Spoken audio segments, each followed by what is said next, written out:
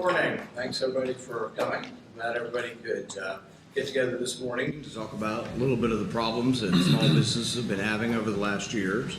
I want to thank the university and Dean Schaefer for allowing us to use the facilities here at the Gaetz College of Business and University of Kentucky. I'd like to welcome everyone here today. I became the ranking member of the Small Business Committee this year, and in that role, our job is to advocate for small businesses across the country. And I think part of that is listening, to what kind of troubles that you guys have been having. We're acutely aware of the devastating impact that COVID lockdowns have had on small businesses and families. Instead of what was originally said 15 days to slow the virus, these lockdowns became protracted and on and on and on, and to some extent they still continue. Larger businesses were often deemed essential and got to escape the restrictions, but the small business community was told, do it or else, basically. Certain industries locked down completely, and this has caused sort of a ripple effect throughout supply chains. Washington's spending problem has also contributed to this, causing the cost of goods and supplies to skyrocket in some industries. While local officials continue to keep many of the large businesses open, schools throughout the country, including here in Kentucky, are still not fully operational. This has created many obstacles for working parents and families as they try to make ends meet. The science is clear, though, that children are at minimal risk for the disease and not super spreaders. In fact, when you look at transmission studies in several different countries, you find that the children aren't really spreading the disease. Most of the countries in Europe have kept their schools open throughout. Some of them closed down for a month or so last year and were back open by May and June and have been operating continuously. We've had some private schools in both the Lexington area and in Louisville area and in northern Kentucky and up in the Ashland area that were open throughout, never had any super spreading events, and had really no diagnosed illnesses at school. I've always asserted that these Orwellian lockdowns have severe consequences. We will experience the impact of these lockdowns on our economy and damage to our children for years to come.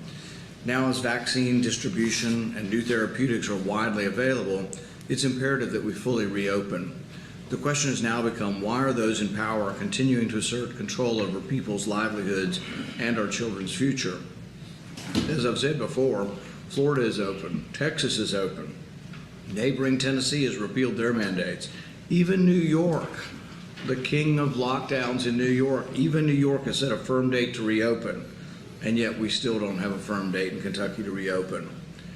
To make matters worse, in our state, the state legislature has said that these edicts from the governor should expire. They passed a law. Now the governor openly is defying that law, suing in court, saying he's not subject to the state legislature. This is a very, very dangerous sign when you have a governor that will resist the will of the popularly elected people. It's in court now, but this is very, very dangerous to our state and to the constitutional aspect of our state to have a governor that's acting beyond the authority of the state legislature and in defiance of the state legislature. I hope we get this sorted out very soon. I look forward to our discussion today on the challenges facing businesses and families. We have a stenographer here who will record all this. This will be made an official transcript of the committee, and hopefully people will learn from this and take to heart the different problems that each of you have had in your businesses. This is a great panel, and I think it'll be quite interesting to hear from each of you. I'm going to introduce one at a time, and I think what we'll do is Dean Schaefer is going to, the dean of the school is going to say a few opening remarks. okay. And actually, I've been told that Dean Schaefer would like to say a few words. Thank you. Good morning. My name is Simon Sheether, and I'm proud to say I'm the Dean of the Gaetz College of Business and Economics here at the University of Kentucky. On behalf of the University of Kentucky, we welcome Senator Rand Paul of Kentucky to the university and to our magnificent facility here at the university. Senator Paul, we appreciate your leadership and your focus on Kentucky first. There's no better time to inspire creativity and entrepreneurship in our small business owners than now. We appreciate all the business leaders in attendance today, including Gaetz alum Kaylin Query, the founder and president of Lexington Event Company, and Dawn Perkins, the General Manager of the Team Spirit Shop. I'm pleased to briefly report on the success of the Gatton College and the University of Kentucky in dealing with the pandemic. For example, in spring 2020, our college was able to move over 215 in-person course sections totaling 35,000 student credit hours to fully online in a matter of just 10 days in mid-semester.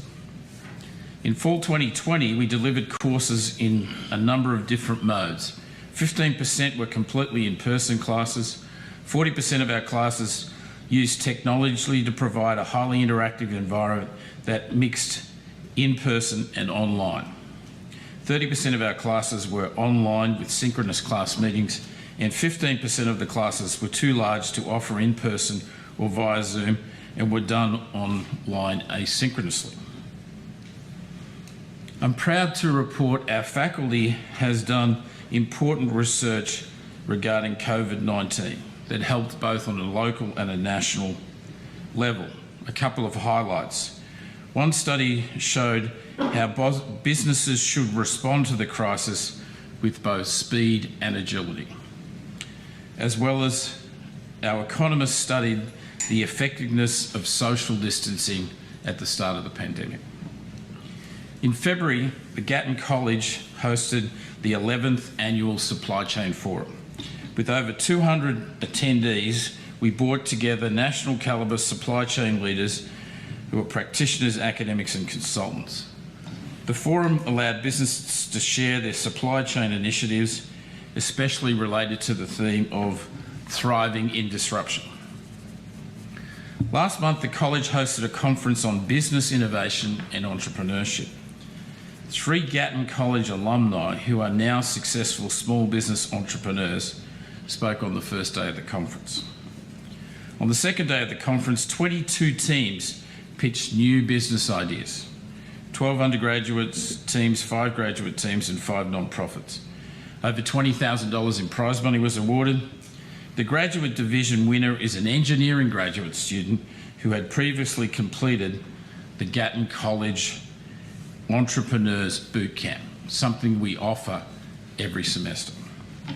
Next weekend, I personally look forward to being part of 2 important commencement ceremonies for the Gatton College. It'll be great to have that back in person.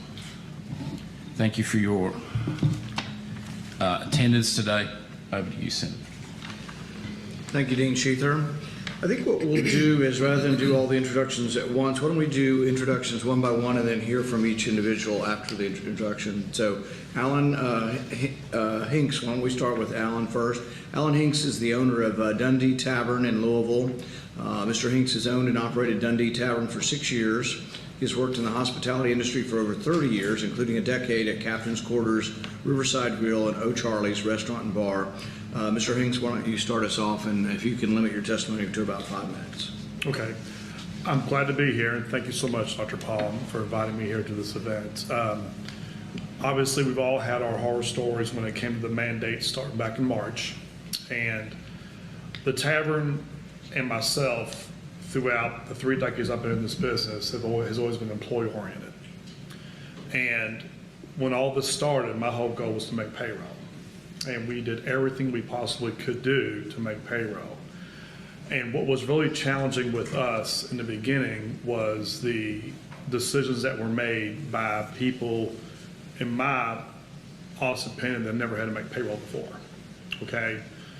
And when everything came down the pike, the ways that everything was handled, not really following the science, not really asking for advice from fellow state leaders or basically the citizens of Kentucky, it was a time that we made a stance. And I'm currently involved in a lawsuit right now. We had a lawsuit last year against the governor of Kentucky about the mandates and about the handling of the COVID-19 in our state. And I'm just very, very honored to be here, and I'm proud of Kentucky. I'm a citizen of Kentucky. My son got his master's here at University of Kentucky. He's in the Air Force now, stationed in Wichita Falls, Texas, and I have 2 granddaughters. And I don't want my granddaughters to come in when it's their time around to experience what we've experienced in this past year and a half. Thank you. Thank you, Mr. Hanks. And I think one of the points that's very important to hear from that testimony is I think there's a difference between advice, persuasion, suggestions, good ideas, and mandates. And one of the problems with mandates is one size fits all. We're not all the same, and every restaurant's not the same, and every bar is not the same, and every retail outlet is not the same. And frankly, there's a difference in spread between rural communities and urban communities. And really, in a free society, a lot of these decisions would be made by the individuals, not by the state. Let's go to Dawn Perkins next. Dawn is the general manager of Team Spirit Shop in Lexington and is a school reopening activist. She led Let Them Play Kentucky and Let Them Learn Kentucky. I like both of those, which advocate for starting youth sports and restarting in-person instructions. And I hope she'll tell us that you don't have to wear a mask when you're playing soccer. Dawn. Hi, I'm Dawn Perkins. I am the general manager of the Team Spirit Shop, which is a company that's turned 25 years in November. And when the governor shut us down on March the 13th, it was like, oh my gosh, what's next? I'm not married. I don't have children. That was my husband. That was my baby. And that has been my life since I did graduate from the university. So like everyone else, with the first couple weeks, I was like, okay, we're fine. And then it quickly realized that a couple weeks were a month, and then 2 months, and then 3 months. But having a business that's based 98% on spirit wear and PTO and activities and organizations, I don't have to tell you that the last 14 months there's not been much of a business. I have a brother that runs on transport team for Cincinnati Children's, and I have a sister who's married to someone in the military, and elderly parents, which caused us all to be a little bit separated. But in August, one of my nephews had a birthday, and I was at home. And I was home, first of all, for a funeral on a Monday and didn't have the opportunity to really engage with them. But on that Wednesday, I was back home, and I could feel the mental stress and the tension of my own nieces and nephews. And I thought to myself, I've got to do something. On that particular Thursday is when the KHSAA was meeting, and I thought, after watching Julian Tacken and the Board of Controls, we're fine. That meeting ended at 3:30. We logged on to the governor at 4 o'clock, and I thought, we're not moving anywhere.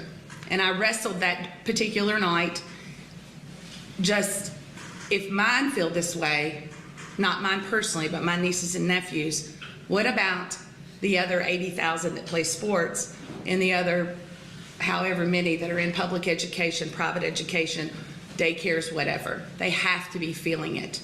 And on that Friday, I started a group called Let Them Play. And in 2.5 days, I found myself on the Capitol with 30,000 people in the group, and we were ready to go. And shortly after that, we did Let Them Learn. And that has been my focus. And I've had to put my business on the side because it's not been about the Team Spirit Shop, even though ultimately that is what my life is about.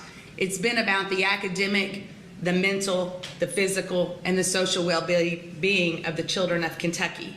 And sometimes we talk academically, but most of the time we don't want to mention the other things. And those are the things that won't be determined by a test score, and they will be years to come. So yes, I need to get my business up and running, and supply chains and employees and working is all factors. But right now, my primary focus is on the children of Kentucky, because they are the future of Kentucky, and they deserve better. Well, we appreciate what you've done to try to get schools back open. I think one of the things that's alarming is there are now statistics showing thousands of children who never log on at all. So even children, we got them internet access, we got them a computer, and they're still not logging on at all. They're lost to the system. And so I think we're going to find hundreds, if not thousands, of kids, not only throughout Kentucky, but throughout the whole country, that basically have lost a year, maybe a year and a half of education. This is a real problem.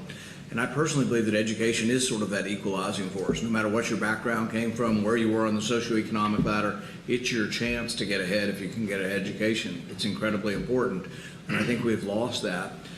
And it'd be one thing if we were looking at smallpox and a third of our children were dying.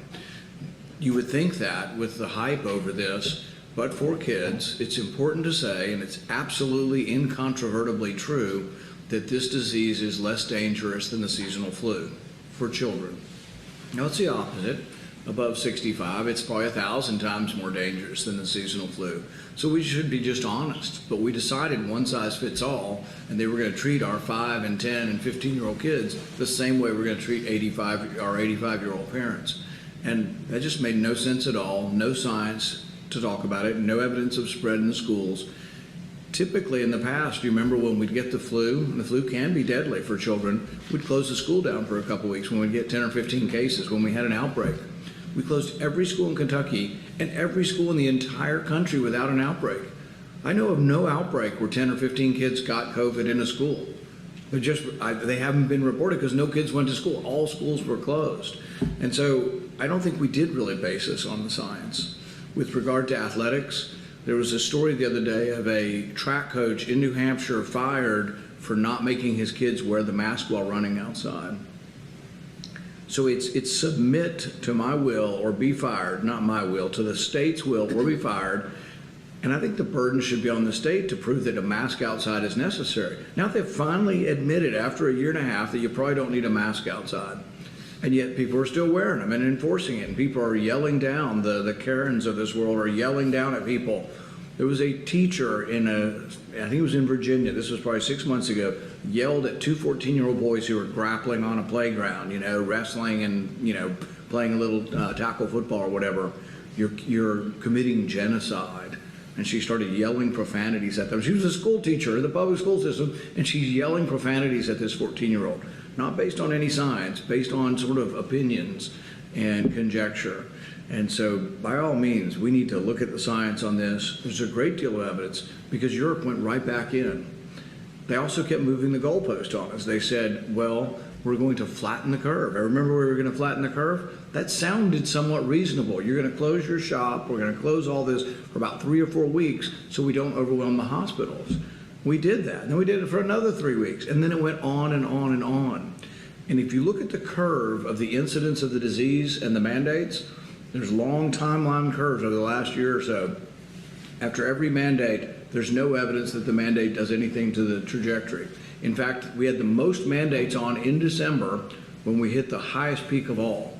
So I think the virus pretty much had a mind of its own and did what it wanted, no matter what we did, other than the vaccine. And so when people say, which I think is malpractice, that wearing the vaccine is just as good as the vaccine, wearing a mask is somehow just as good as the vaccine, it's a lie. The vaccine does work, and people should be encouraged to get the vaccine, encouraged, and do it of their own free will, but it has made a difference. The one other thing that they've forgotten also is that about a third of the public has been vaccinated, but a third of the public has gotten the disease naturally. And they do work in tandem. They both have immunity, and that combined immunity is causing the curves to come dramatically down. But don't get me started. All right, Adam Hinton. Adam Hinton is the vice president of Hinton Mills, a group of 5 retail farm supply stores and feed mills based in eastern Kentucky. The family-owned business is headquartered in Flemingsburg, Kentucky. He also serves as a director of Kentucky Welding Institute, a private welding school that trains students from across the U.S. Mr. Hinton and his wife, Melissa, own the Hinton Agency, which specializes in group life and health benefits. Adam? Thanks for having us. I appreciate having an ear for small business. I have a hard time talking about our business without talking about our origin. We've been in business for 103 years. My great-grandfather started the business as he was an orphan at the age of 6, and by the age of 12, he had started his first business raising baby calves probably from his neighbor, and took that money over the course of the next handful of years, and in 1918 started our business.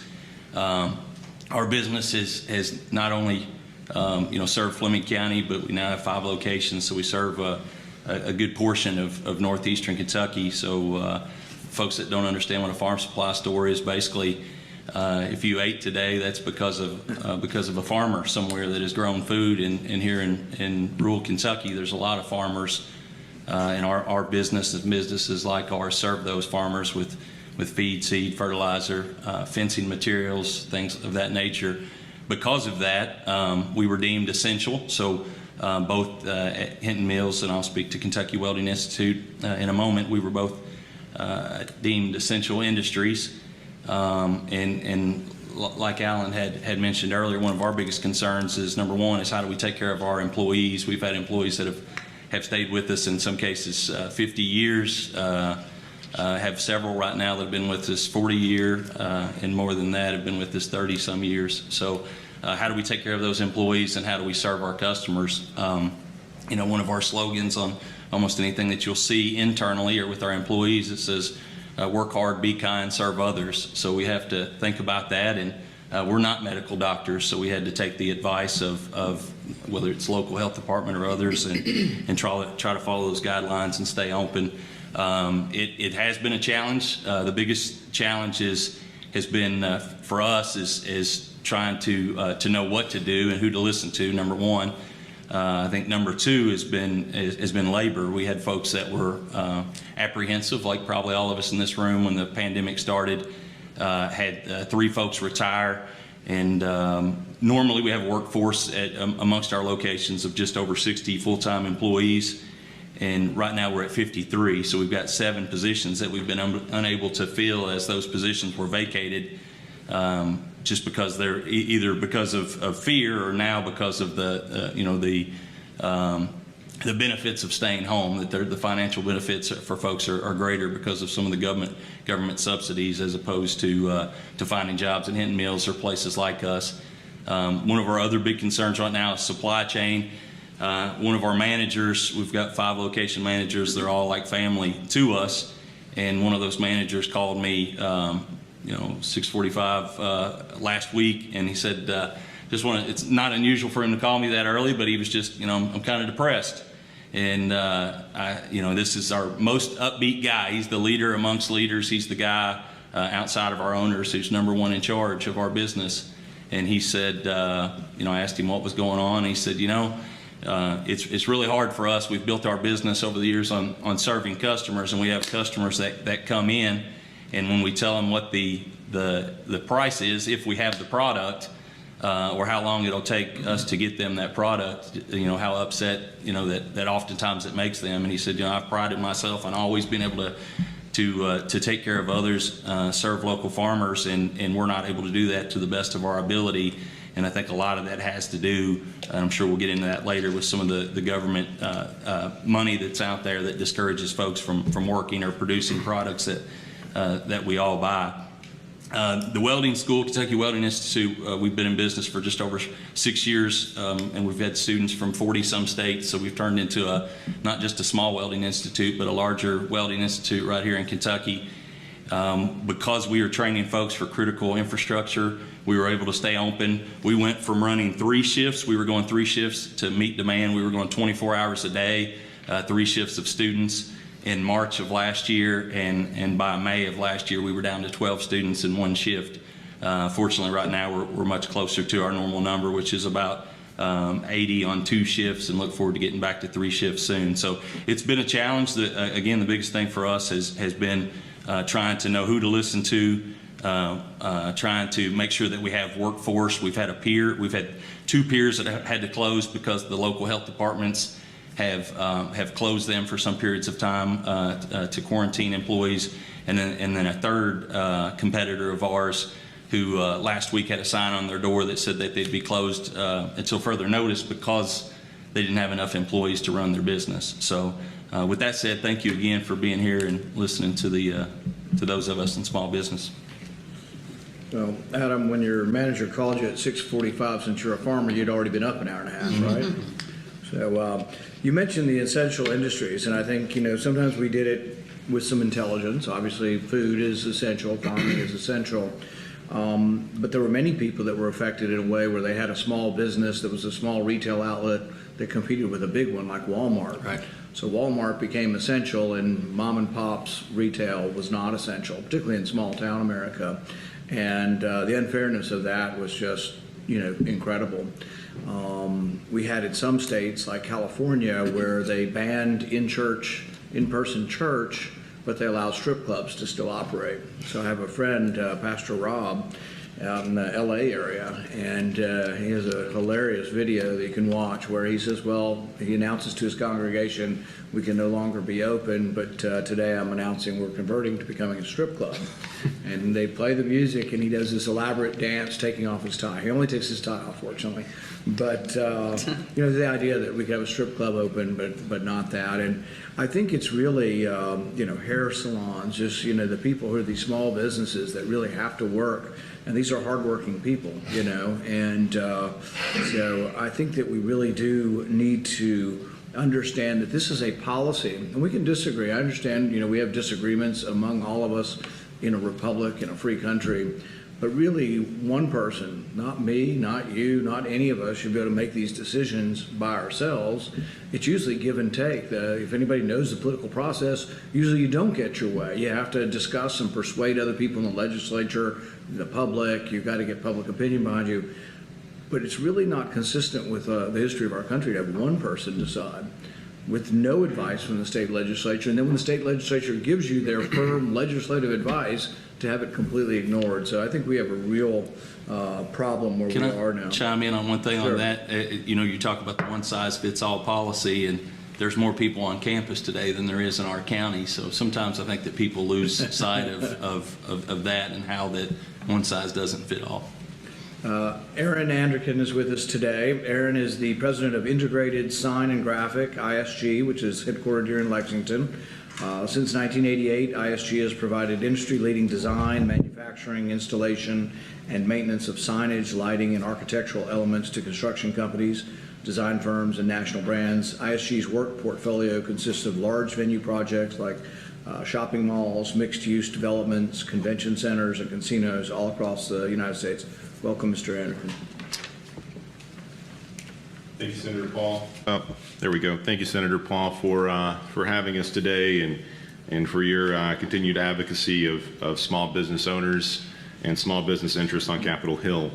To build a little bit there on integrated sign and graphic, and to shed some light and context on our experience as the pandemic hit us all in March and April. So we were, at the time, we'd worked tirelessly for a number of years. We've been open for 30 plus years, but we were really gaining a lot of momentum, a lot of traction with projections that 2020 would be our best year yet, that we were going to be able to add to our workforce, invest in new equipment, and really to see a lot of hard work, kind of come to fruition. In April, we had April 2020, unfortunately, we had $4 million roughly of work canceled just right away. That was 80% of our backlog. And if you think about it, in terms of who we supply to, our larger customers are the commercial real estate developers, the landlords, the management companies, who suddenly obviously got much more concerned about their ability to collect rent from their tenants than investing in infrastructure and continuing to develop and reinvest in their assets, and that had an immediate impact on us. We did get creative, very proud of our team and our just, I guess, ability to be versatile, in that we supplemented a lot of the lost revenue in manufacturing PPE. So we were proud to be one of the first in the Central Kentucky area, in particular, to be able to get the protective face shields and sneeze guards and things of that nature to the hospitals, to the senior living centers, and those that at the time were in need. But it was from a small business perspective, it was something that you all have all shared. It was absolutely frightening. from day to day, you didn't know whether you were going to be open.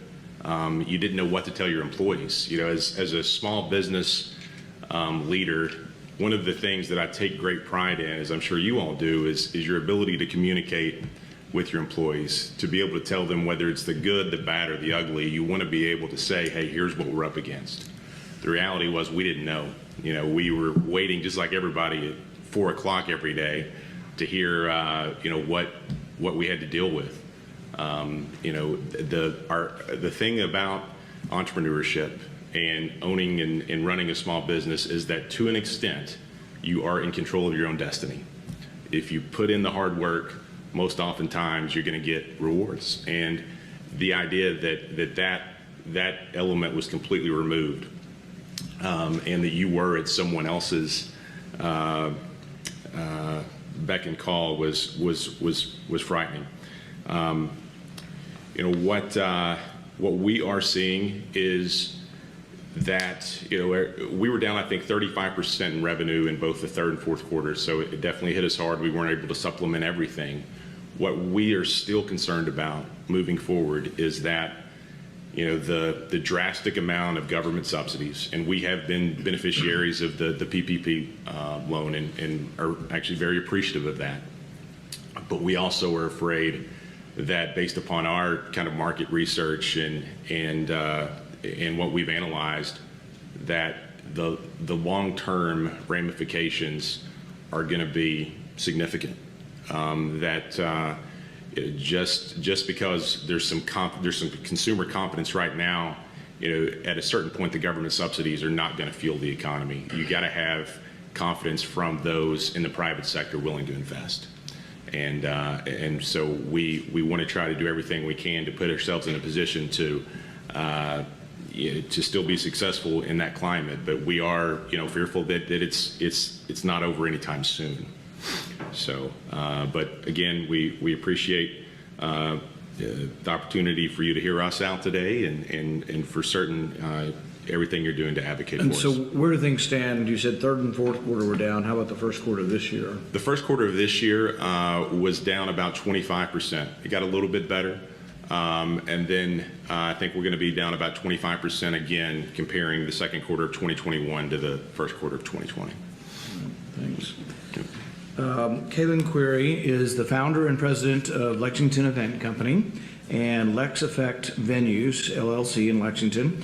Ms. Query started her first business when she was in high school, and while it didn't have a name at the time, it sparked a passion in her for entertainment, hospitality, and events. Welcome, Ms. Query. Thank you for having me.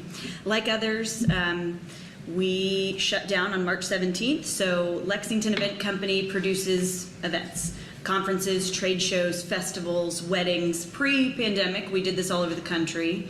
That's not the case right now. We're hoping soon to get back to that. And then Lex Effect Venues owns and operates 4 venues in Central Kentucky, so folks rent those spaces to host events.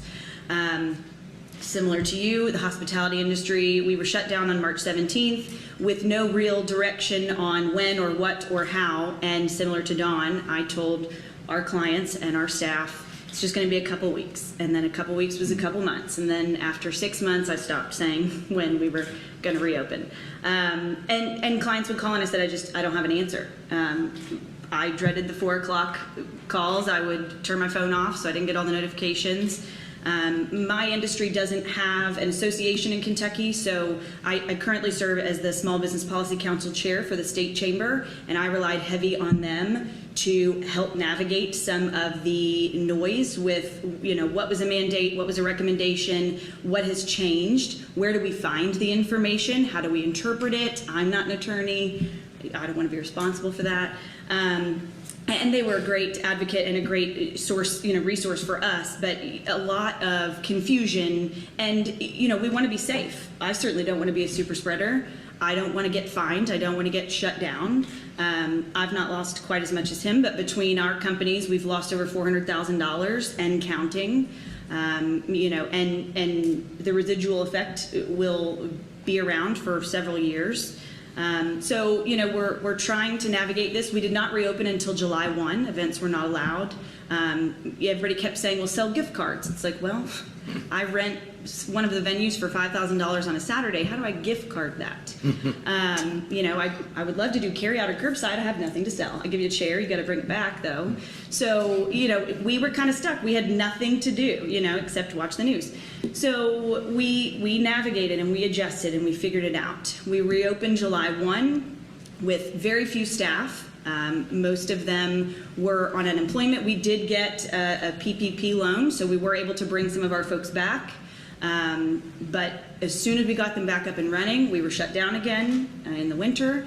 So just as we're telling our clients we're good to come back, we said, just kidding, stay home.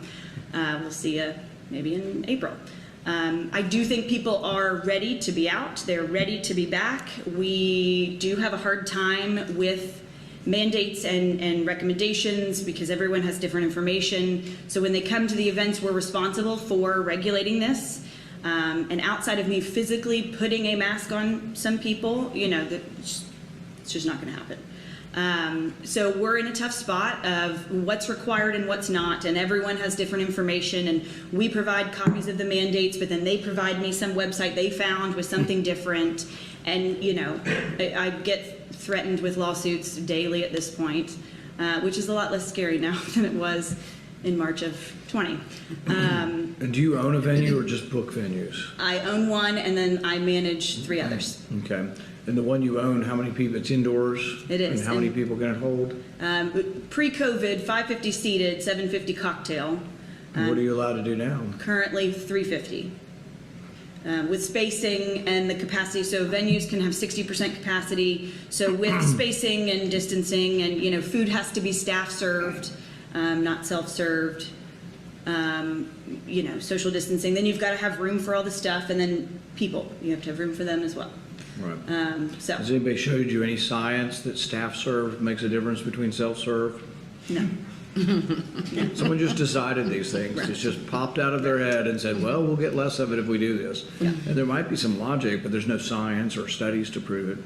So, and what about outdoor venues? What are the rules on outdoor venues? 100% capacity outside, as long as it's as long as there's one wall open. So if it's a tent, you leave one side off. If it's a barn, you leave the doors open. So. What I love about the outdoor dining versus indoor dining is that you can be in a tent and you can have all these people crowded in a tent with no ventilation, but not in the restaurant where they actually have ventilation. The ventilation probably does help reduce the risk of it, but in a tent there's no ventilation at all. Everybody's just breathing into the tent, you know.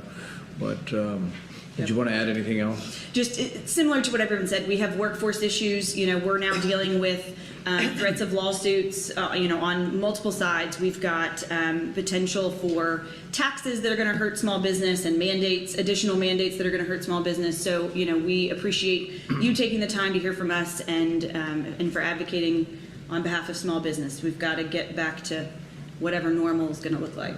And so the difficulty we have right now is you have all these mandates by the governor, probably hundreds of mandates that he's issued, but then you have the law that the state legislature passed that says that his edicts expire after 30 days. That is the law of Kentucky.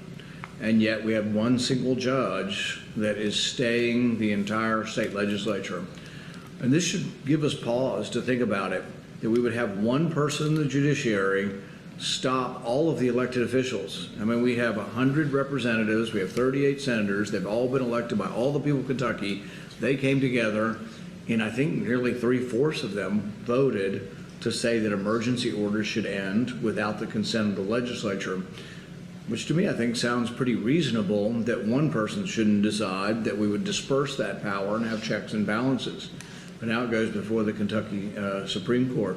Alan, why don't you tell us a little bit more about the court case and what's going on, since you're a part of that? Well, the Pacific Loop Foundation reached out to 3 of us 3 months ago, and Tom Mitzka from Goodwood Brewery, he has locations in Jefferson County, Fayette County, Franklin County, and then there's Minnie Hawkins. She's got a location in Georgetown, Kentucky, and there's Dundee Tavern in Louisville, Kentucky. And when they reached out to us about filing a lawsuit against the state of Kentucky and Governor Beshear about unconstitutional lockdowns on businesses, not just restaurant businesses, businesses as a whole in Kentucky. they've had some success. We actually, the judge Dr. Paul's referring to is Judge Shepard in Franklin County. He basically sided with the governor about the mandates once the General Assembly convened and put new laws on the book. When that went forward, the judge, I'm not a political scholar like, or excuse me, a legal scholar like you or people in the room, but basically the judge sided with the governor and basically stopped the General Assembly from creating new laws to limit the governor's powers. And we as citizens voted them in. We did.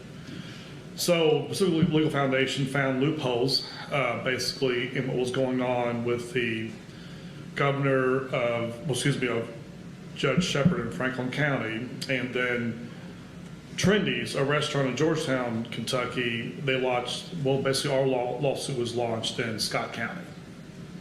And there was a Judge Privet who basically overruled to a point of what Judge Shepard was doing in Franklin County. So we had 4 days of freedom. The Court of Appeals heard it. It was automatically forced to Court of Appeals.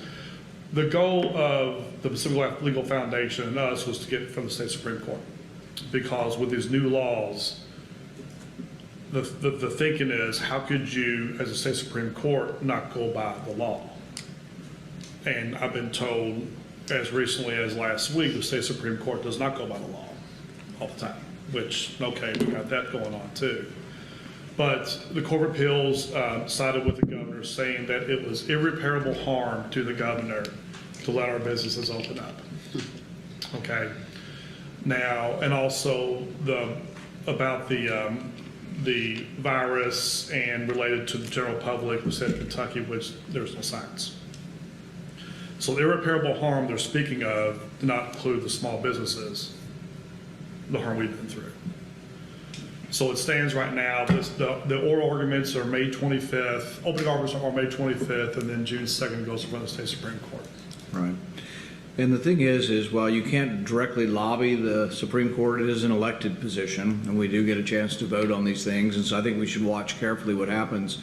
The interesting thing is I don't care whether you're a Republican or a Democrat or an independent, emergency powers, most of us could agree to some basic emergency powers for the governor. When they passed the law, they gave him these powers. The state legislature gave the governor these powers in the 1990s.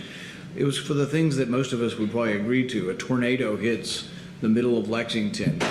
The National Guard is called to bring in food, water, blankets. We set up tents. We set up places for people to sleep in a school or a gymnasium. We would all agree to that. Nobody has a problem with that. But if you're going to tell Mr. Hanks that he can only have 25% of the people in his restaurant for a year, that's not an emergency, that's a policy, that's a law, that's an edict that should have to go through the normal processes of law. So I don't know how anybody can imagine that one person could have that power. Part of the problem with having that power for so long is that when our legislatures go out of session, they cannot call themselves back into session. So from March of last year all the way till January, there was no way they could do anything. And so the governor basically ignored every plea from the legislature. They came back in, passed the law, and then he immediately sued the legislature to say he wasn't going to obey the law of the land. This is a very, very dangerous precedent if it is enforced by the courts, that we would allow one person to overturn the state legislature of 138 people. The will of 138 people that represent 5 million people would be overturned by a court or by one individual. And I've said this and I'll say this again, I don't care whether the governor would be a Republican or a Democrat. I would have exactly the same position. We cannot have anybody of any party have unlimited power. It goes against everything historically that our country stands for in the division and the checks and balances on power. What are the current restrictions for how many people can be in the restaurant? It's at the state of Kentucky, right now, it's 50%. Outside is unlimited.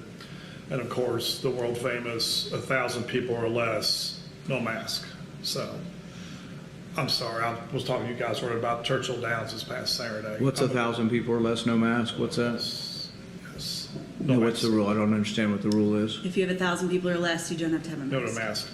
If you have 1,000 people or more, you have to mask at all times. So if you're seated at your table or you're eating or drinking, you don't have to wear a mask. Any other time you're supposed to wear it unless you have 1,000 people or less. or unless you're indoors, and that rule changes. It also depends on where you are, what county you're in, or you just decide yourself. It just depends on the day. Where do we stand, Dawn, with the schools as far as getting back to school? I mean, do you know, like in Lexington, how much is in person versus how much is virtual? I don't know in Lexington, but I mean, we had to pass, speaking of the state legislators, I mean, it was so bad that we had to have legislation passed even to get our largest school district, Jefferson County, back in school 2 days a week. And they had the opportunity to pass with their Board of Education to go back even more than that, and turned it down, said no. So they're about the only district that I know here in the state of Kentucky that's in 2 days. Most are in 4, and then of course there is still virtually. Ironically, about the mask, the outdoors, the Derby, and all of that fun stuff was that prior to the Derby and Mayor Fisher and Governor Beshear and the Derby, Jefferson County kids couldn't even go out on the playground without wearing a mask. So And I yet think that 50,000 people could come to the Derby, right? in the same county, So that's been kind of crazy. Most of our schools are back in 4 days. The 5th day is probably about 50% hit, whether they are there or not. And I think it's important to put this in perspective if we were actually to look at the science of what's going on or the statistics of what is going on. 85% of people over 65 have been vaccinated. 85% of the country over 65 has been vaccinated. A third of the country has gotten the disease and has natural infection. Some of them have been vaccinated too. Some of them have gotten the disease and been vaccinated. But we have huge numbers. If you want a vaccine in our state, you can get it. There's really no limitations now. Pretty much anybody can get it. I don't know if children are under certain age are allowed to get it because it hasn't gotten approval for that. But the vaccine is out there. The numbers, if you look at daily incidents, have gone through the peak in January and are down low. The deaths went through the peak in January and are down low. There's no real evidence that we should still be doing this. And even states that have had significant lockdowns, or even New York's going to be ahead of us in opening up. So when the governor says that we need to vaccinate 2.5 million people, the burden should be on the governor to say why that number? Where's the scientific proof that we need that? Where's the evidence that we still have a great problem in Kentucky? Everything about Kentucky says that we don't necessarily have that problem. And much of the reason we don't, I think, is because we're a rural state, and the rural states have largely done better than the urban states. But we're stuck in sort of this place. But I think the biggest thing is it can't be one person's opinion. We really need to be in a democratic republic, multiplicity of opinions that come together and somehow consensus forms government. And that's what we have to, I think, truly be concerned with. One of the things about schools that I think puts it in perspective is that more children have died from suicide than from COVID. Can you imagine? And suicides are up. That suicides are definitely up, and that is one of the things I don't like about let them play or let them learn, is because parents, have reached out to me, and I don't say I don't like it. I don't mean it like that, but it's tough. You've had to hear it's this. tough. Yeah. You hear. I grew up on a farm, so in a small rural community about an hour away. So I understand the limitations that often rural Kentucky and rural America have, and it's just incredible. And I don't know what the numbers are now, but you were speaking of people not logged on. I do know that Jefferson County back in the fall was estimated between 5,000 and 10,000 that had never logged on. I know that the Kentucky Department of Education on their website estimate between 50 and 100,000 that don't have internet. I know when we went virtual here in Fayette County, 12,000 kids didn't have a Chromebook, and we have sent these kids on their way in homes that maybe aren't as good as they need to be, with families that don't have jobs or have made tough decisions, and mom's not working because she really is trying, or maybe mom's by herself and grandma's helping. The information just continues and continues. And we did all this without an iota of evidence of significant spread in the schools. Not one study. In fact, every study showing the opposite.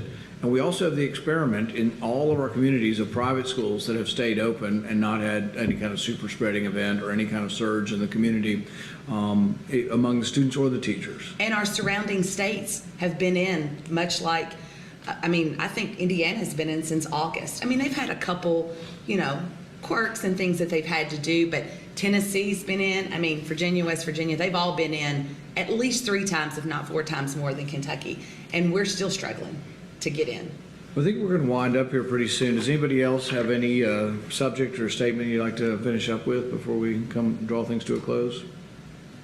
I think we need to say that I'm not envious of anybody that had to make any of these decisions. I think there's a lot of tough choices that had to be made, not a lot of information, a lot of changing information. I in no way envy having to make those choices, but I think making those choices and providing some evidence to support it and maybe considering, options or just maybe sticking with something and letting us all know.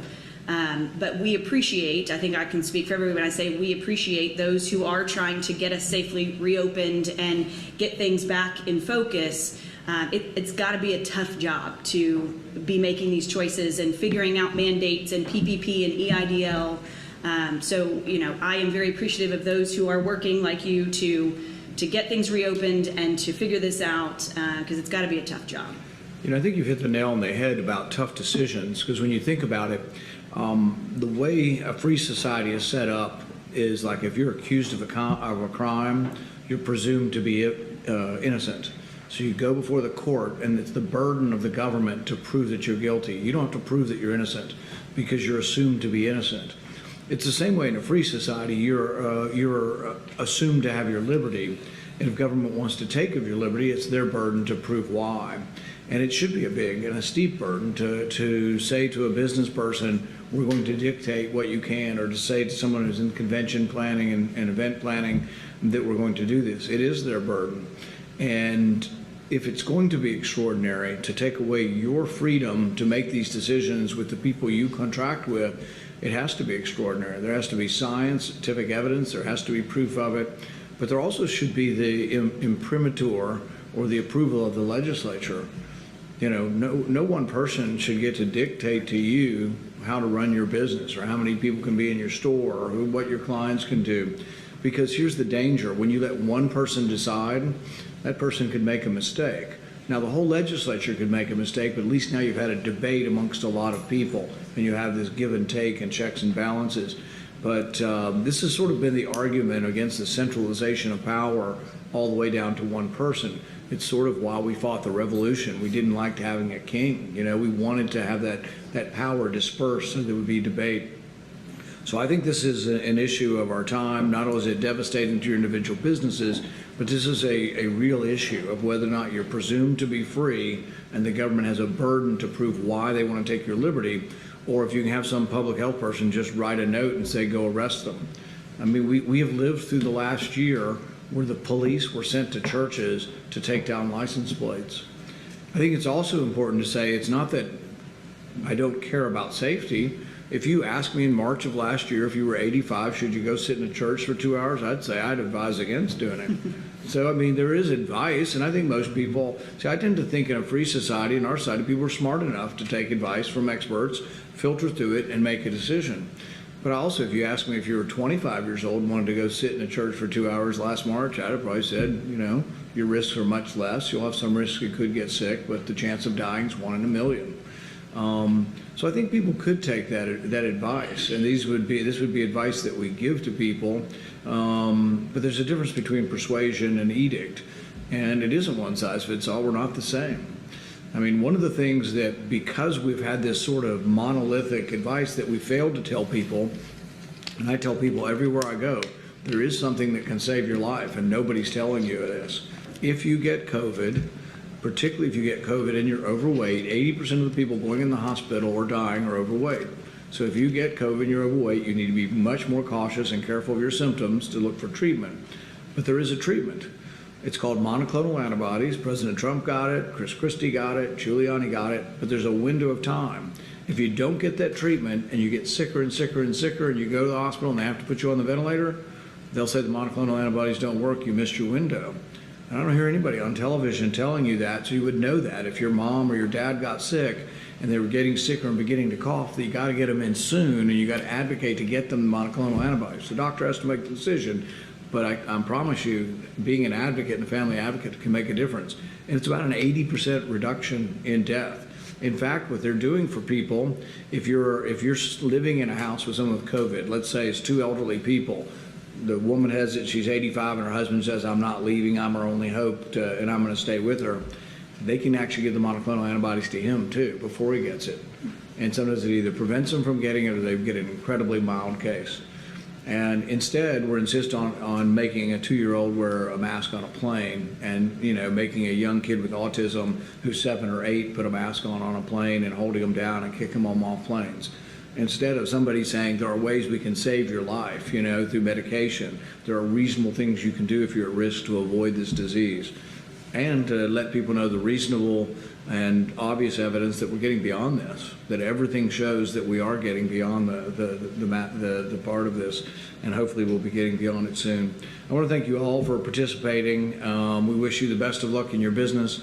I tell people that I think our job in government is to make it easier for you to succeed in business. I can't help you with the business, but I can try to help keep government out of your way. And I think in the last year, we've done nothing but put obstacles in the way of your business. We've had family businesses, restaurants run for 60, 80 years, go out of business. But gone through several generations of family members, and then all of a sudden it's gone. Something had been built up for generations. That's very sad. So I hope we will see some sense very, very soon. I hope the Supreme Court will look at this of Kentucky and say, we cannot, The right to vote is the most fundamental and essential feature of our democracy. As Abraham Lincoln said, government of the people, by the people, and for the people would not be possible if it weren't for citizens who cast their ballot at every available election. From city councils to school boards to President of the United States, the American people have a right, and I would argue a duty, to make their voices heard.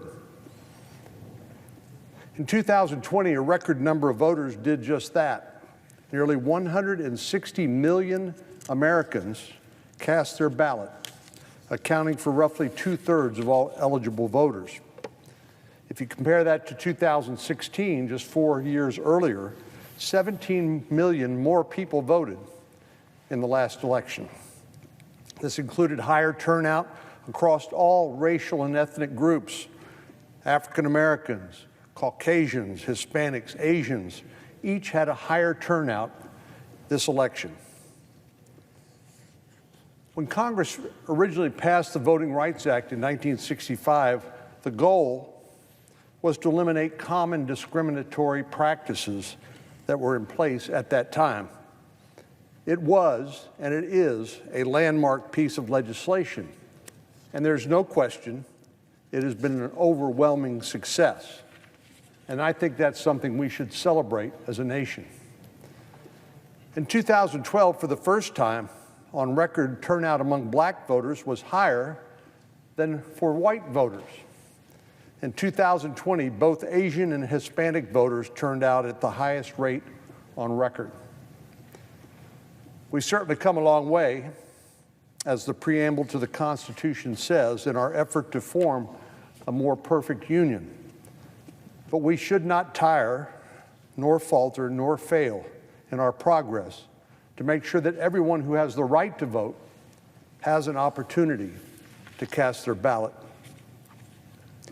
Before every election, and 2020 was no different, there's a widespread effort to register new voters and encourage more citizens to participate.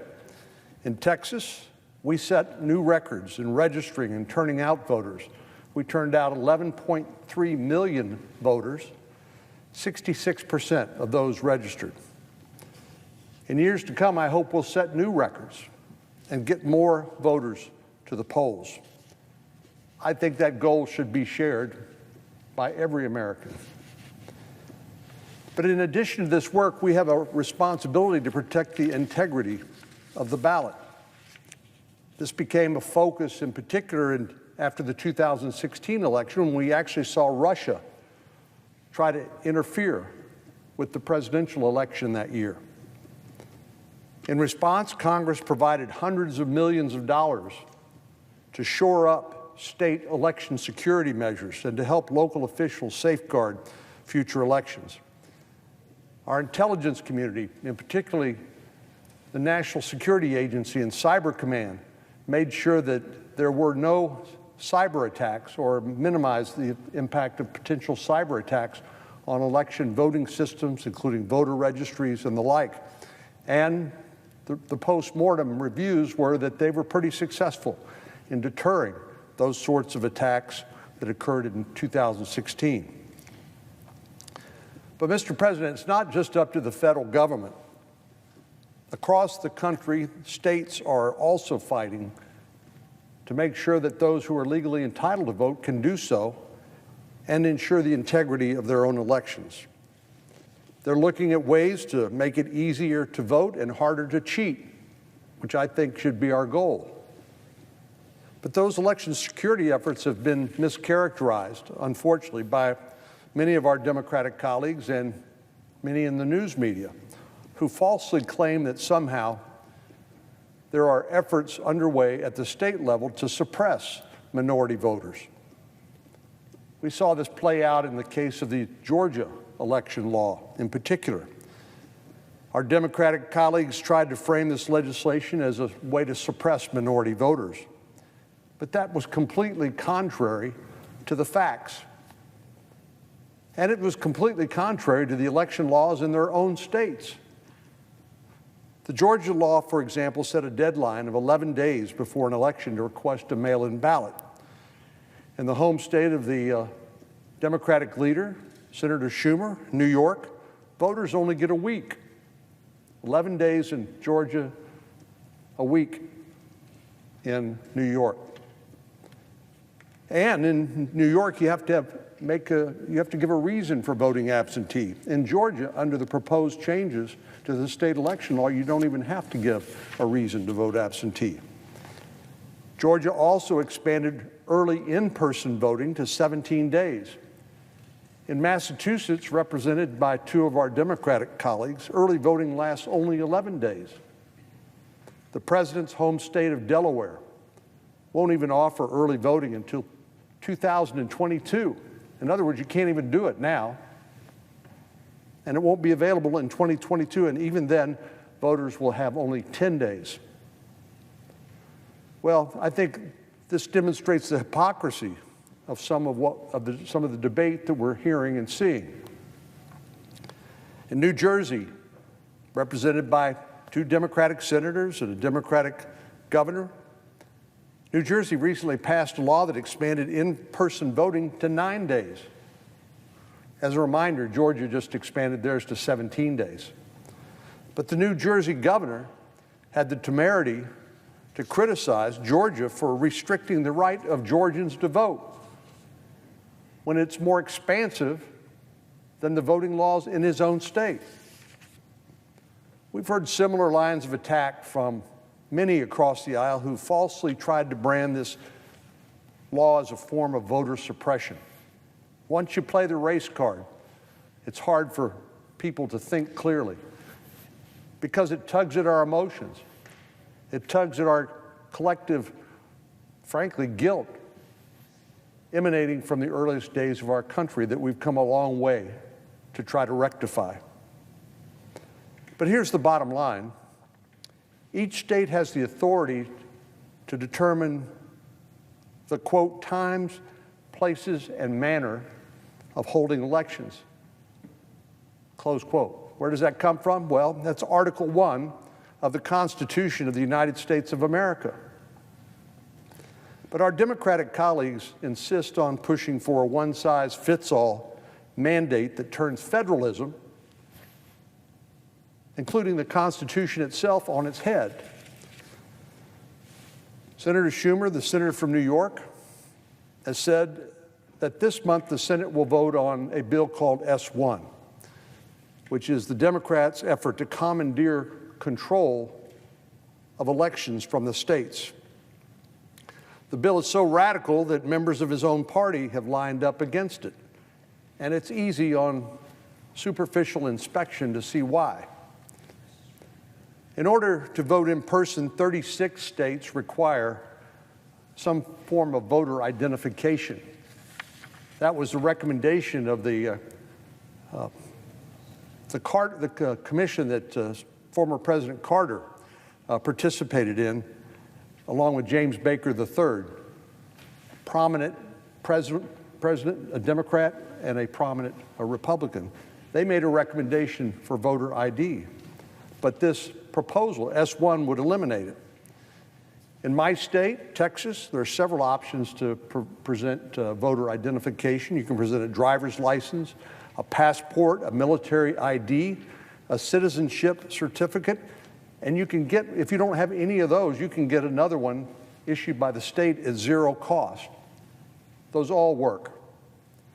Our Democratic bills, this Democratic proposal would stop states, would actually block the states from requiring voter identification, something you have to do when you buy a six-pack of beer or cigarettes for those who still smoke, or get on an airplane, or even to enter a federal building. You have to produce an identification to do so. But S1 would prohibit the states from making that requirement when exercising your most sacred right as a citizen. What would they require? Well, you sign a piece of paper saying you are who you say you are, and nobody can ask you any questions. And the invitation for fraud doesn't stop there, because this proposed legislation also legalizes something called ballot harvesting. That means that mail-in ballots could be collected by political partisans, whether it's paid campaign staffers or anyone who has a stake in the outcome of the election, not an impartial third party, but a partisan who has a stake in the outcome of the election. They could harvest those ballots. It goes so far as to specify that the states, quote, may not put any limit on how many voted and sealed absentee ballots any designated person can return.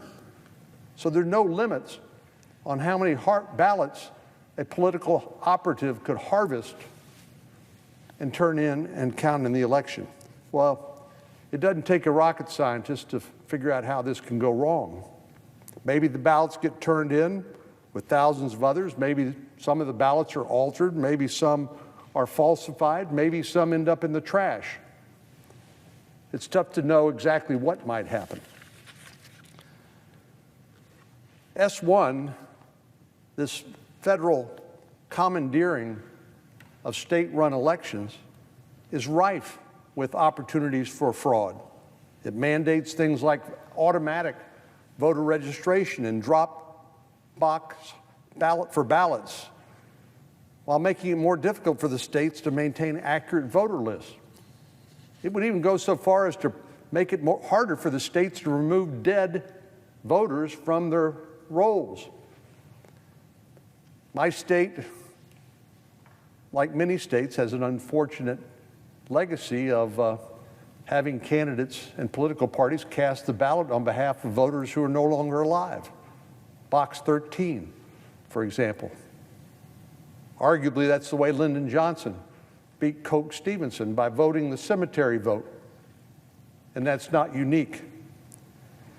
Why would Senator Schumer and Speaker Pelosi be pushing this takeover of state-run elections? Well, it's pretty obvious. They think that our Democratic colleagues will reap the benefits of hijacking state election laws. That's really their goal here. They want to put a thumb on the scale of future elections. They want to take power away from the voters and the states and give themselves every partisan advantage that they can.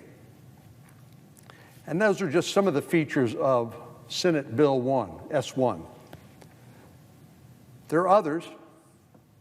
It would make changes to the Federal Election Commission, which currently has 6 members, 3 from each political party. And this is intentionally designed to protect the commission from partisan politics. Regardless of which party controls the Senate or the Federal Election Committee or the White House, the FEC will always be fair and balanced.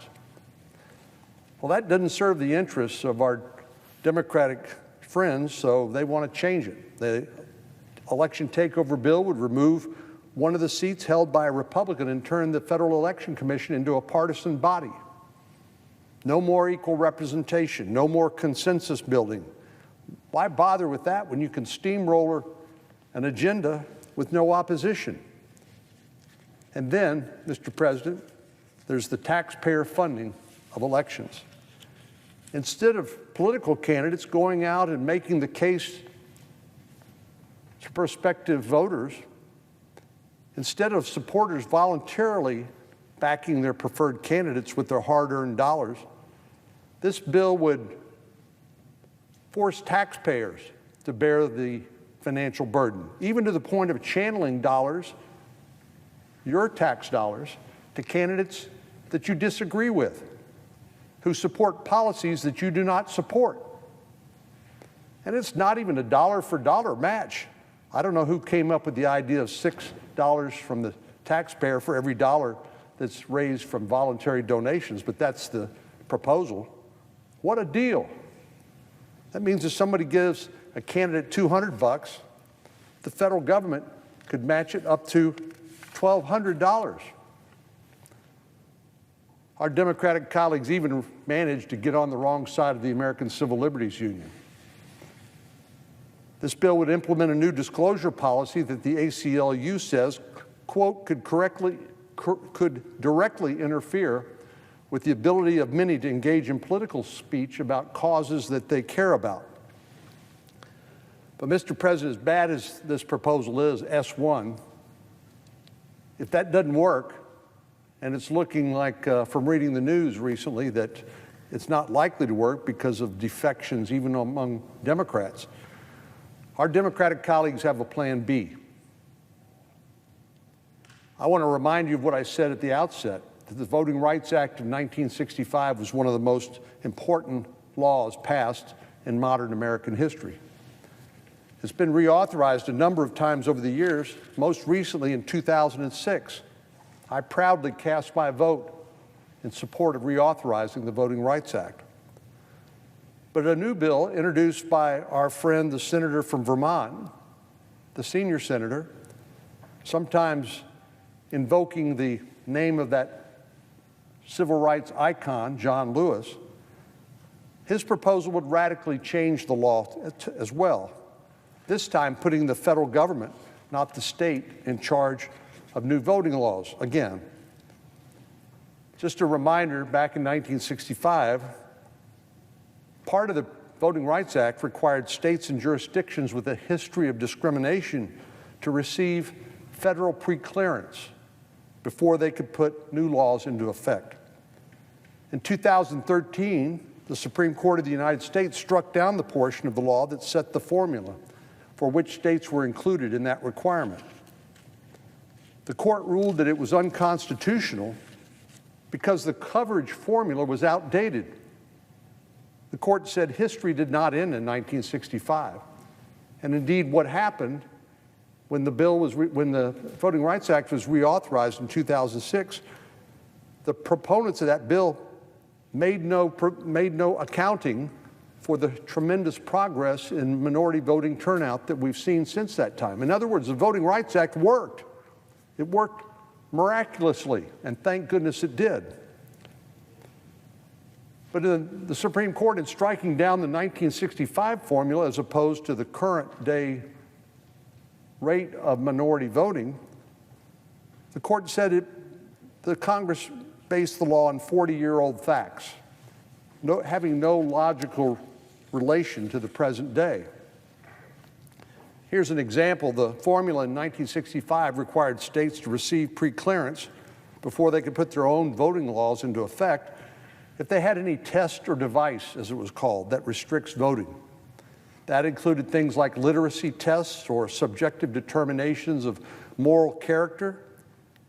But thanks to the Voting Rights Act, those practices are nowhere to be found today.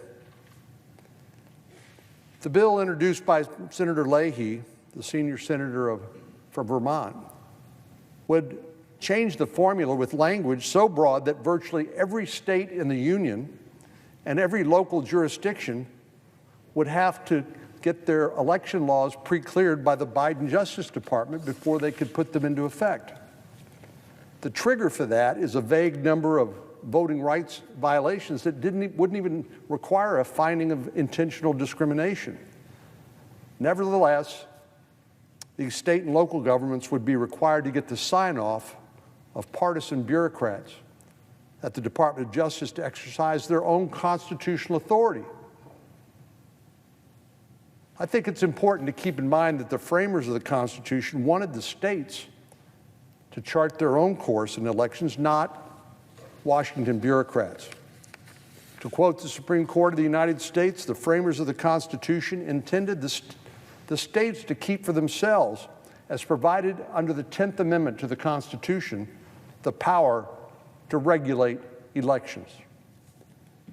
Yet in any instance where your local election official wanted to make a common sense change in the way that your elections were actually carried out, you'd have to ask, Mother May I, to the Department of Justice.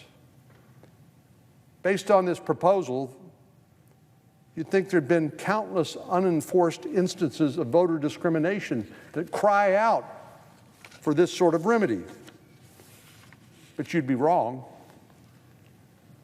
The Department of Justice already has authority under Section 2 of the Voting Rights Act to prohibit discrimination on the basis of race, color, or membership in a language minority group.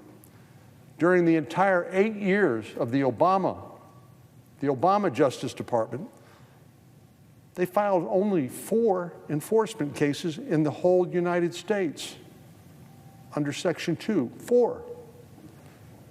So the narrative of widespread voter suppression is nothing but a propaganda tactic designed to support a political outcome. The push for a federal takeover of elections is not about voter suppression at all. It's about unconstitutionally seizing power and never letting go. Mr. President, I yield the floor. Thank you all for joining us today. You know, there has been a lot said about big tech censorship of what transpired around the origins of the COVID-19 virus and where this came from, how it moved to a pandemic. And then there's also questions about what the American people were told and the timeliness or lack thereof of what they were being told. We know that Facebook recently reversed their decision on taking down any kind of information that said it came from the lab in Wuhan, that Beijing should be held to account. YouTube had previously announced that it would censor any content that contradicted the Beijing-run and China-funded World Health Organization. YouTube even took down a video from some medical doctors who were questioning the value of these lockdowns and were questioning what it does to the population and especially what it does to our children. Twitter, they locked down the account of a virologist, a Chinese virologist, who was saying this is what they're doing, gain-of-function research, this is what they're doing in the Wuhan Institute of Virology, holding the Chinese Communist Party to account.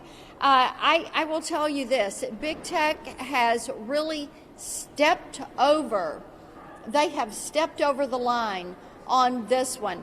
We all have suggestions of how we as a Senate should move forward and things that we should do to make certain this never happens to the American people. Senator Braun? Thank you. I'll tell you where we need to start. You had a unique thing happen, I think of just last week, where by unanimous consent, that hardly ever happens on a critical issue unless you're maybe renaming a post office or something. We got it through the Senate to ask our own intelligence agencies to release the information that we house. And for as much havoc as this has created, not only for our own country, across the world, why we wouldn't start there with President Biden. Spoke to Secretary Blinken, asked him. He said, had no good reason why you would not release that information. We need to start there to get to the bottom of it. And when you talk about big tech being mum on the subject, basically, when you've got every U.S. senator that wants to at least start there, we need to have accountability. And I think it's for them to step up and lead the charge. They are the place that people look to, listen to, where are they at? And we need to start there. Let's hold our own intelligence agencies accountable, release that information, declassify it. Senator Marshall? Okay. Well, Senator Blackburn, thank you so much for giving us a chance to sit here and talk about the Wuhan lab leak and the cover-up thereof, what we affectionately refer to it as Batgate.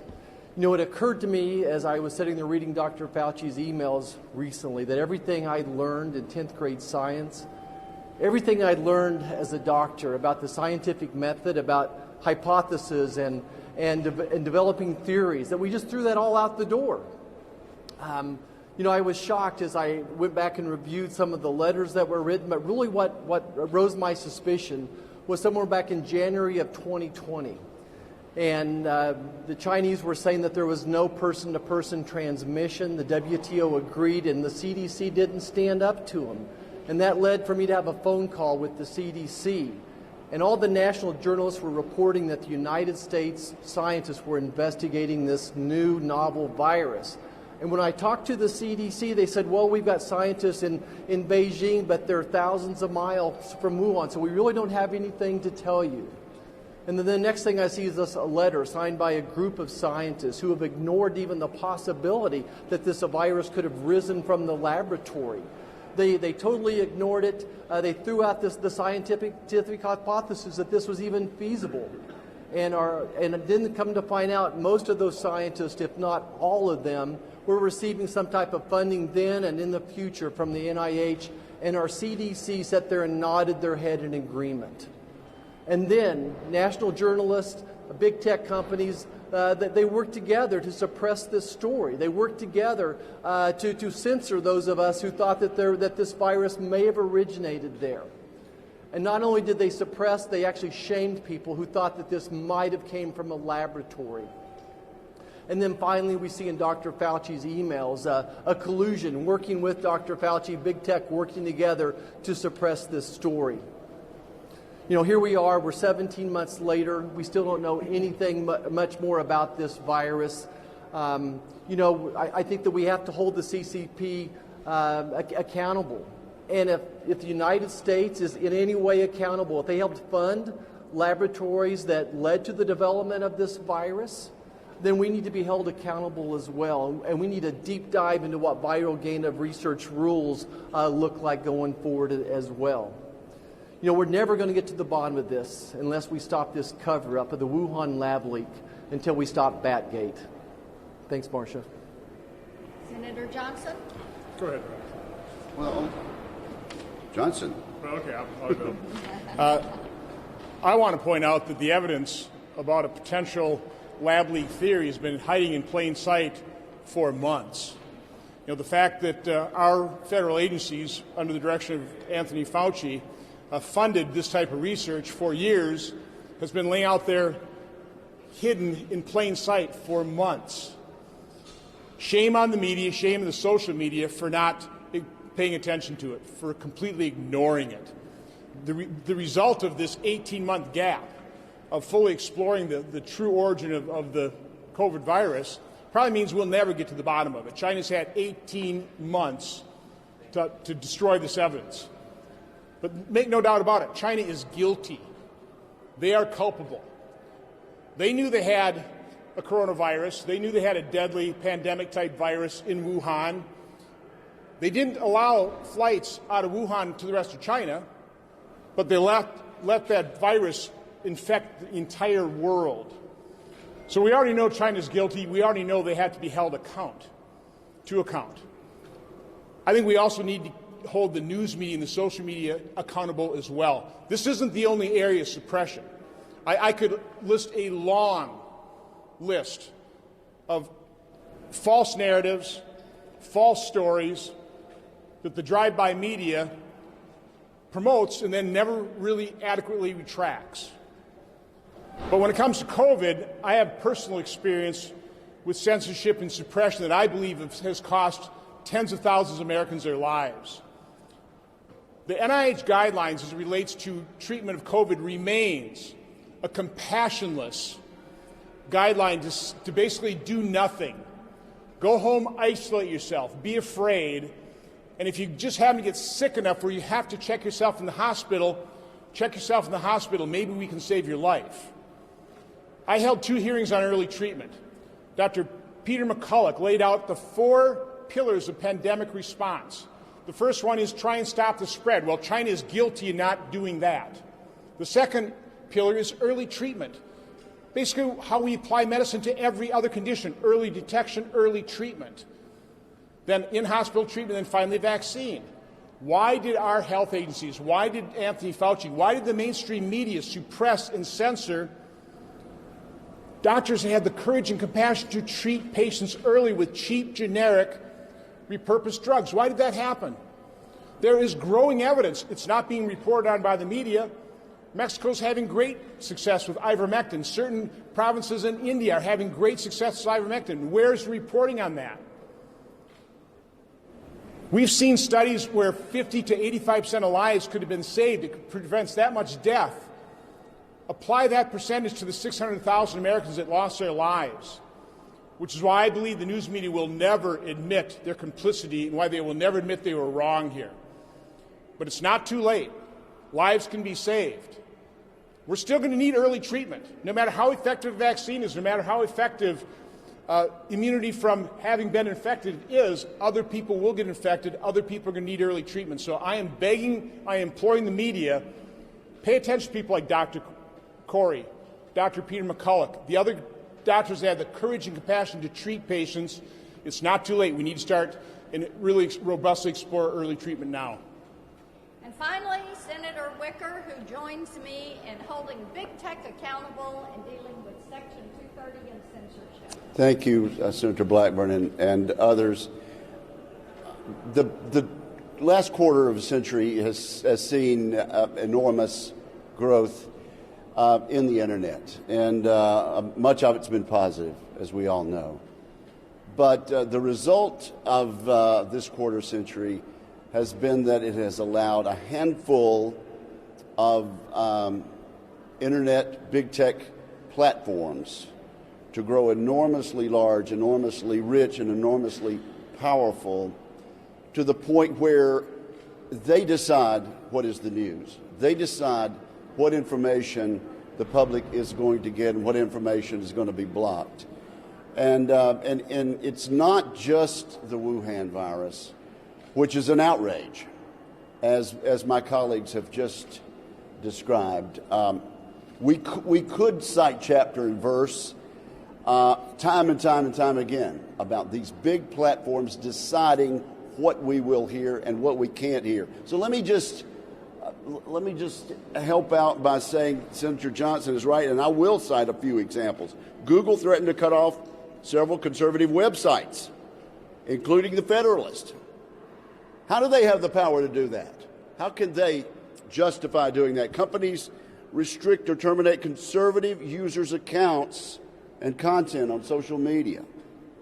Facebook announced it's suspending the account of a former president of the United States. That is too much power for them to decide who can and who cannot make news and be quoted. Twitter moved to censor any coronavirus coverage that they thought, in their judgment, might cause widespread panic. How does a multi-rich, powerful internet platform get to make that decision? And I could go on and on and on. That's why I've joined with senators like Senator Blackburn in trying to correct the Section 230 gaps, but also why I'm introducing legislation to to make it clear that these large internet tech platforms cannot discriminate based on their own opinions and based on what they think the public should and should not be allowed to hear. This is a serious, grave threat to freedom and the open exchange of ideas under our Constitution, and I'm glad to stand with these members on this task. Thank you all. As you can see, this is something that is going to span several committees here in the U.S. Senate. It is our job to get to the bottom of what happened and then to bring forward remedies like Senator Wicker has just laid out. Got a question? Thank you. So the EU and G7 have called for an investigation into whether or not this was a Wuhan lab leak. I'm wondering, do you think an international approach is the best way to investigate this going forward, or what would you recommend? I think the standing committees of the U.S. Senate should take the lead.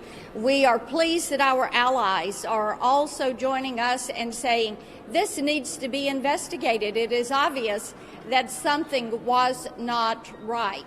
It is of concern that the WHO decided that they were going to let the communist Chinese tell them when and how they could approach this lab, and that we had to wait for months. And then also, I saw your release yesterday about firing Dr. Fauci. Can you just talk a little bit about that on camera? Sure. I think that it is appropriate that Dr. Fauci step aside from his responsibilities at the NIAID and that he make himself available to Congress to find out exactly how was he in cahoots with Mark Zuckerberg and big tech.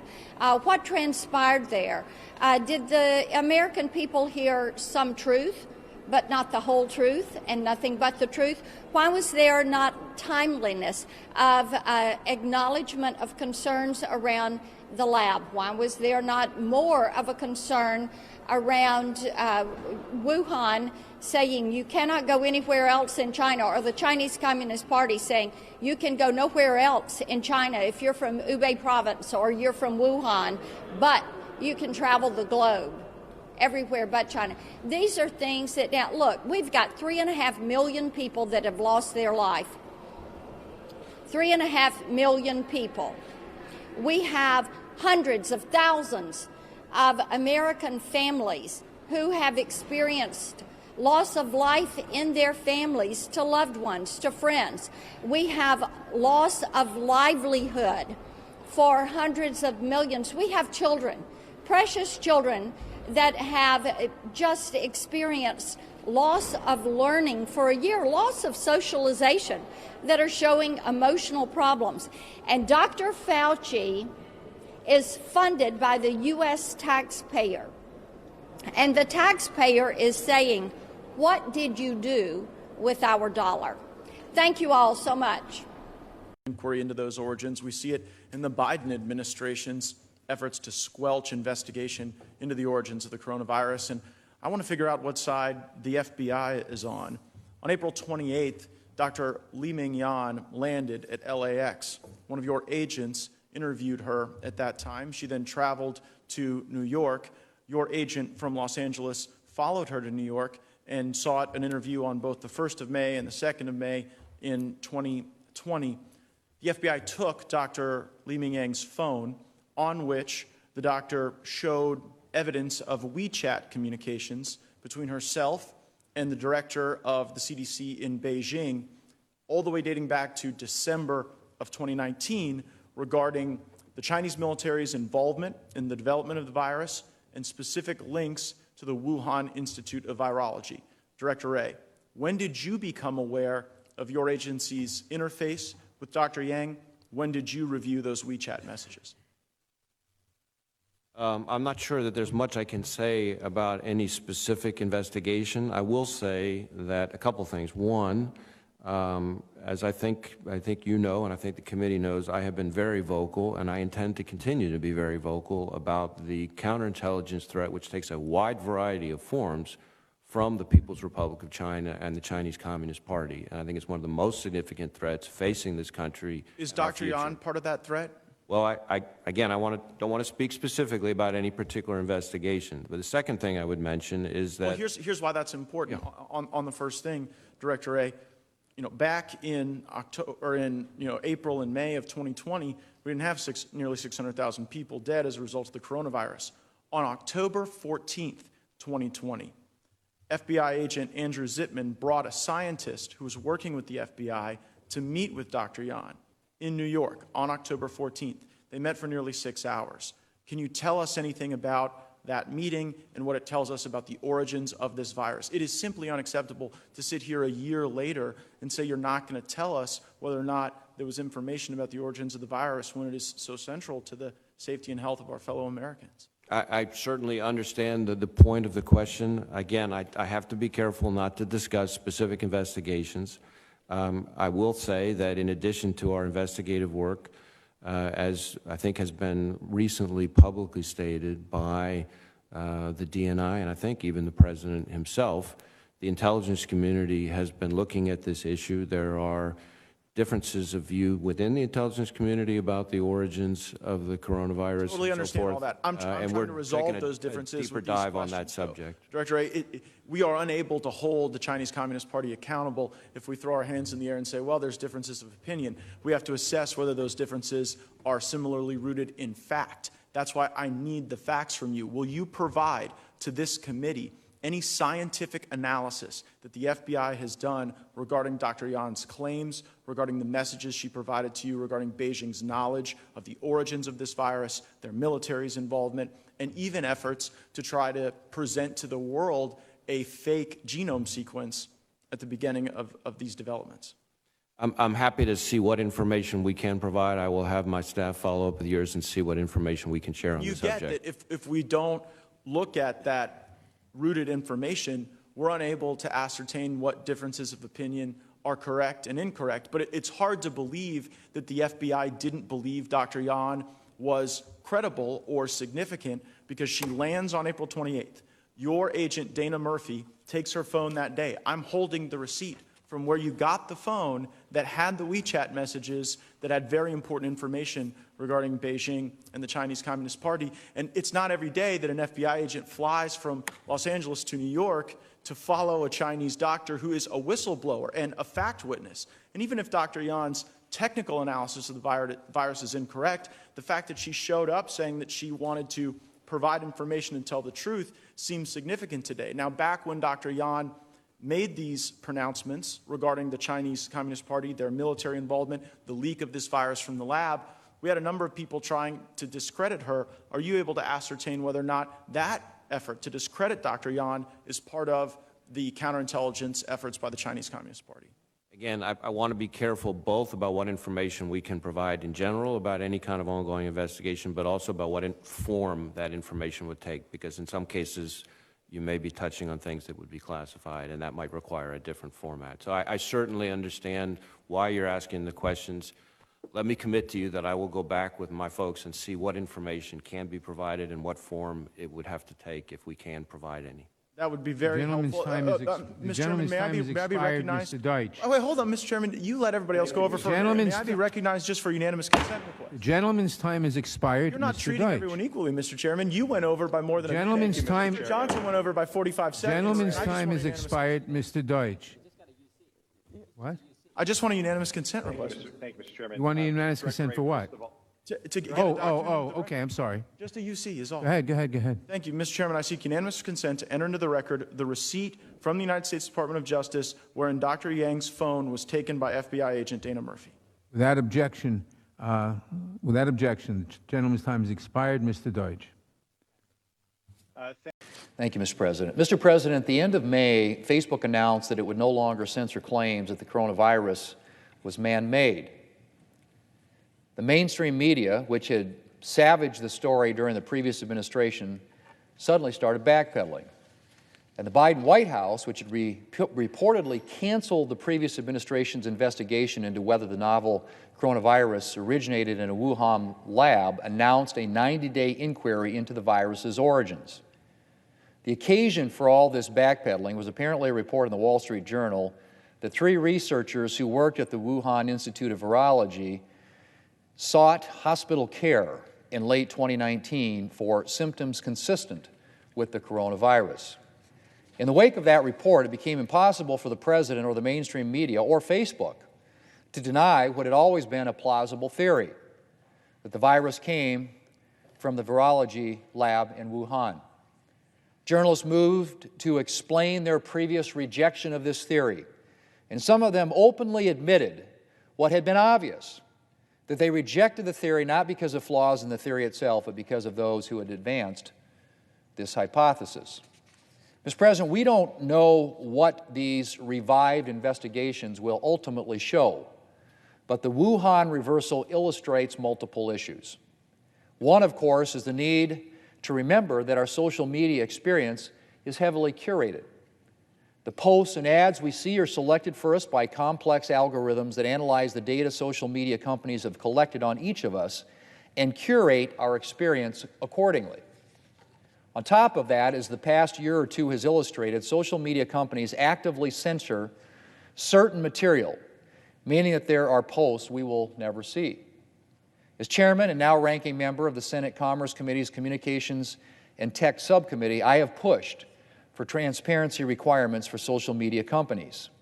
And I've introduced 2 bipartisan bills that would increase Internet transparency while preserving the light touch approach to regulation that has allowed the Internet to flourish. My Filter Bubble Transparency Act would allow social media users to opt out of the filter bubble, in other words, to opt out of the filtered experience tailored for them by opaque algorithms and instead see an unfiltered social media feed or search results.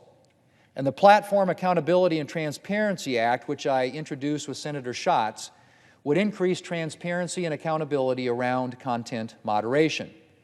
Sites would be required to provide an easily digestible disclosure of their content moderation practices for users.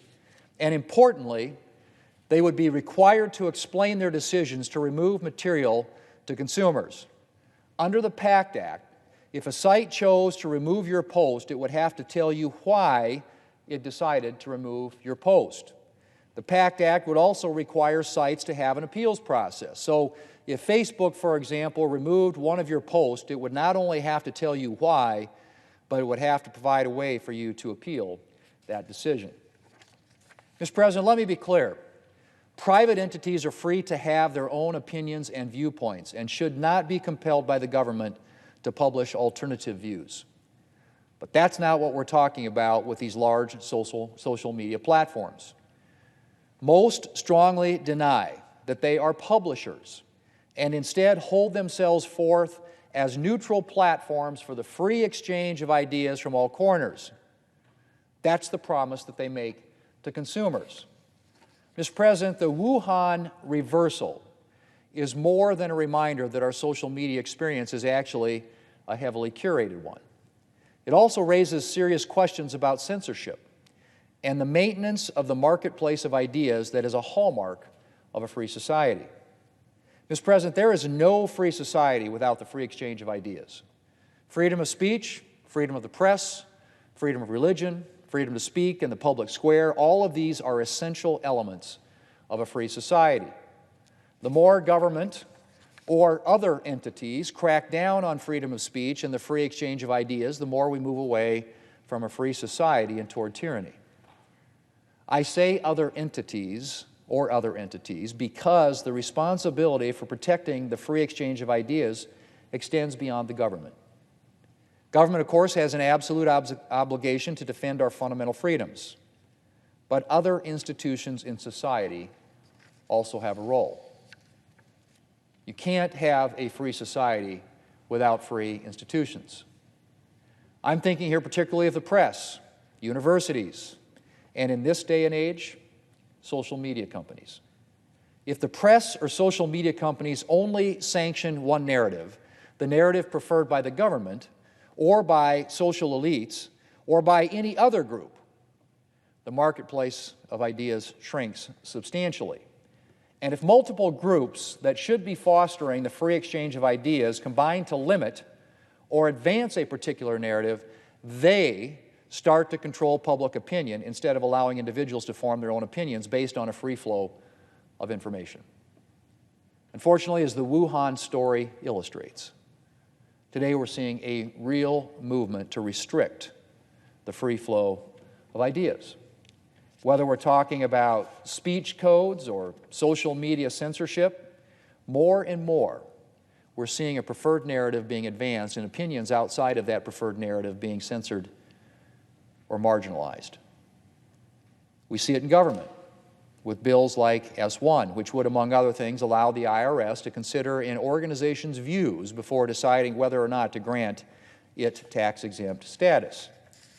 Or the Equality Act, which would crack down on freedom of speech and freedom of religion in unprecedented ways. And we see it outside government when media outlets engage in selective reporting to highlight an accepted narrative instead of reporting the news and the facts, whatever they are. Or when social media censors legitimate theories or stories. Or when universities crack down on free speech. In the wake of the Wuhan lab story, we saw widespread censorship across government, social media, and the press for political reasons. President Biden seemingly shut down the former president's investigation into the virus's origin because it was the former president's investigation. Democrats in Congress pressured social media companies to censor information that contradicted the narrative that they were embracing. The mainstream media savaged the lab origin story, and social media sites censored it. And all of this happened because of the political affiliation of the people advancing this reasonable hypothesis. Mr. President, you can only have a marketplace of ideas if ideas actually get out there, which is why censorship, as I've said, is antithetical to a free society. It's also important to note, and this is a critical point, having a free marketplace of ideas means allowing some ideas that might be wrong, that might seem offensive, that might seem silly. We're not talking about content that, for example, promotes violence, but ideas that are provocative, debatable, or out of the mainstream. The alternative is allowing the government or some other entity to decide what information we see and what we believe.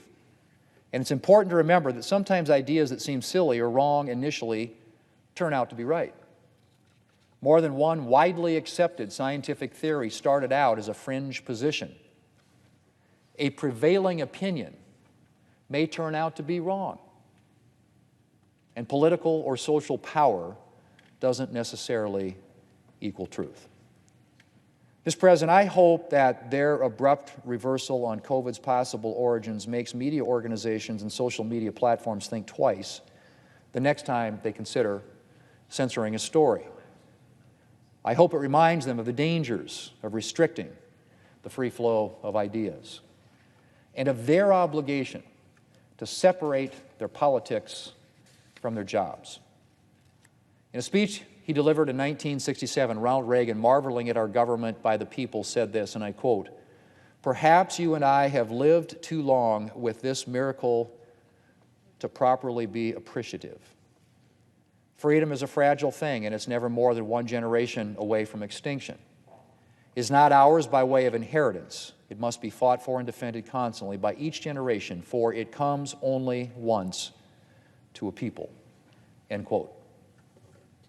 I fear that long acquaintance with the blessings of liberty, with the blessings of a free press and freedom of speech and freedom of religion, has sometimes made us careless about the preservation of these freedoms.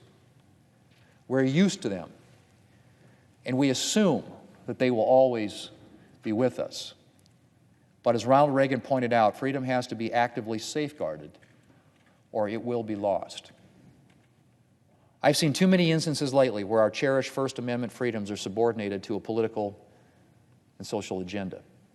And I hope, Mr. President, that the Wuhan story reminds us of the responsibility that each one of us have to safeguard these freedoms, lest they slip away from us.